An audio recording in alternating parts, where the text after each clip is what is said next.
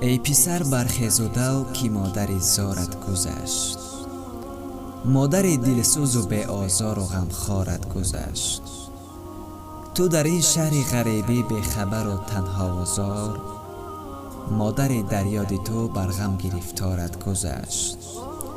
تو نمیدانی ولی او آخران بیمار شد.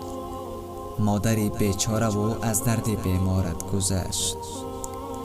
از سحر تا شام پس در انتظارت می نشست. مادر در انتظار ایستاده ناچارت گذشت.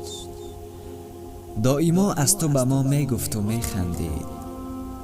او مادر خوش چقچق و به حد خاکسارت گذشت. گاه گاه از حوله ما آب می برد با ستیل. مادر آزاده و هم تازه کردارت گذشت. زندگی تلخ است و شیرینی صبر می باید کنی.